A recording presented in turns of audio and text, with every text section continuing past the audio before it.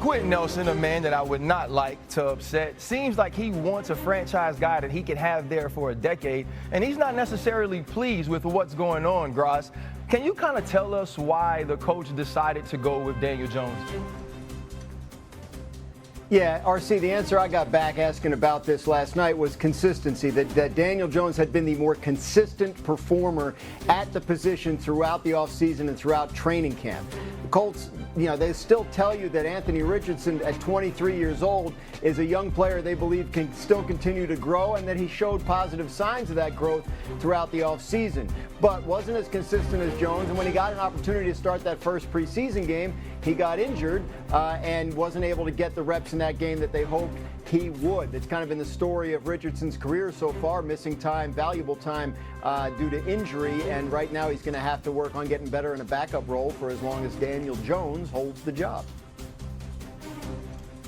Yeah, I think this is pretty simple, guys. I think Shane Steichen understands where he is in his career as a coach. He's got to win. And he's asked himself, which quarterback gives me the best opportunity to win? Because if I don't win, then my kids' private school that they enjoy going to, we won't be able to go there. That nice Mercedes that my wife drives, we're not going to be able to afford that. So I got to win. Now, Colts as an organization would probably say, hey, we need to develop Anthony Richardson. But Shane Steichen and Chris Ballard are not in a position to develop Anthony Richardson this year in forfeit of wins. They got to win. And if you're Shane Steichen, you just look in the mirror and you say, which one of these guys do I trust the most? Do I trust my kids' private school? Do I trust my wife's Mercedes to the most? And he chose Daniel Jones. And you know what? I can't be mad at it. Even though they knew when they drafted Anthony Richardson, he needed to play, he needed to develop. But right now at this point in time, I think Shane Steichen is making the best decision for himself and his coaching staff, and I think he's doing the right thing.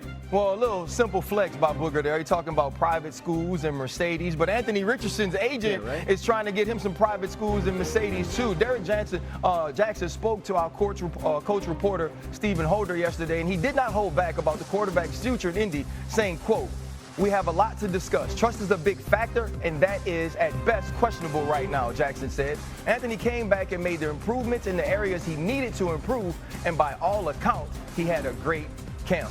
You know, Lewis, it feels like Richardson's time, at least to me, in Indy is done. Do you feel like he got a fair shot to be the guy there?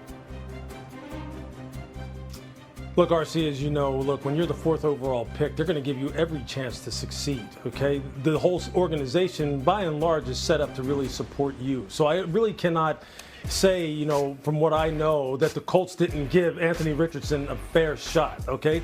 Are there things that when they go back and they analyze this that maybe they could have done better to support him? Maybe they could have done better to motivate him, to get him to the place that they needed to get him to from a cerebral perspective, from a readiness perspective? Sure, but a lot of this really does seem to center around two things. One, it seems as though they question, to some degree, his football character, his willingness to really buy in and be a first in, last out guy, a tone setter, a leader, a guy who buys into everything that it takes to be a professional at the highest level.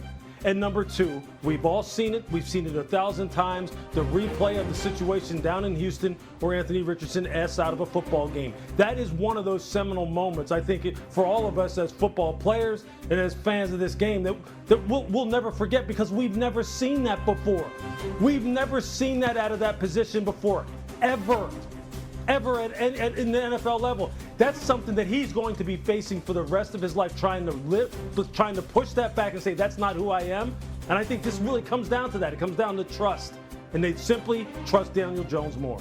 Yeah, I think that's real, Garage. What do you think? You good, Garage?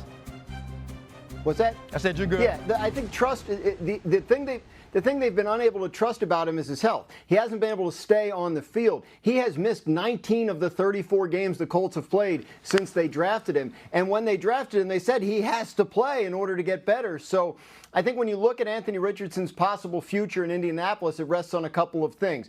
Daniel Jones hasn't been the picture of health throughout his career either. Something could still happen there and give Richardson another opportunity. And if the Colts start to lose games, oftentimes you see a quarterback change brought up as an answer to that. So I'm not sure I rule out the possibility of seeing him in a Colts uniform again. Well, Anthony Richardson's time may be done, but Cam Ward's time in Tennessee is just starting. And he had a little scuffle with a big man in Jeffrey Simmons. Let's hear what the star rookie had to say. Jeff strong as I would say. It was fun at the same time, and I think it was what we needed though. I mean, we love competing, especially me, Jeff, and I'm excited to have that man as my teammate. And so I mean, I can't wait to see what he do. Sundays I already know what he about, but I get to see the real thing coming soon. Listen, y'all, Jeffrey Simmons has to keep his hand off the money, but Cam Ward is a guy who is showing he's a competitor. Our Titans reporter, Teron Davenport, was there. Hey, man, tell me exactly what happened at camp this week. Yeah, well, you know how it gets, man. It was hot as fish grease out here, and the tempers flared up. And basically what happened, on the previous play, Julius Chestnut, he bounced the run outside and got to the end zone, but he bounced it off of a J.C. Latham block on Jeffrey Simmons. J.C. Latham and Simmons, they have a rivalry, too. They talk back and forth, so he was letting Simmons hear it all the way up until the huddle. And then the next play, Ward hit Ridley for a touchdown, and he went over to celebrate it with his receiver, but on the way over there, he stopped, gave Jeff a push, and did his celebration. And Jeff didn't like that. So 2 hands to the face, and next thing you know, everybody came over to break it up. I talked to Jeff on Tuesday after practice, and he said that he loved the way the offense stepped up for the quarterback, and that's how it's supposed to be. And Brian Callahan on Tuesday also said that, yeah, you definitely want to have hands off of the quarterback, but the quarterback has to understand you can't go get in the fray like that. Hey, you got to stay away from the big men, bro. Listen, the big men are not scared to throw hands. I remember one time we had a camp fight, and, I was kind of just holding the lantern outside of the huddle. Ramon Foster walked behind me, picked me up, and walked me away from the fight, and I was facing the fans. And that's when I realized there's a reason they got weight classes in boxing, fellas. Hey, Lou, when you think about Cam Ward and sort of the competitiveness he's bringing to this team, what does it say about a young quarterback that's willing to mix it up with a big bad dude like Jeffrey Simmons? Yeah, man, look, we throw around the word alpha all the time, right? Like, this guy's an alpha, this guy's an alpha, this guy's a leader, this guy's a force multiplier, whatever word you want to use. Well, Cam Ward is all of that.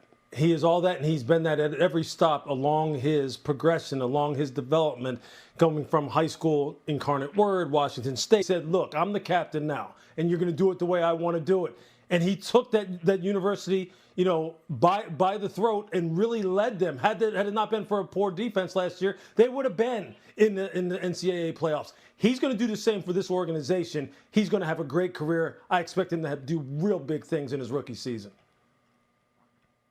I echo all those things, Lewis, but let's take it to another level. Like, we've reached a point in training camp / preseason practice where I'm tired of seeing you every day. Like, I'm ready to get to the regular season. I don't know how many more scrimmages, how many more walkthroughs I can get through. Like, I get it. Understand this. We are ready to go against somebody else. And I think this is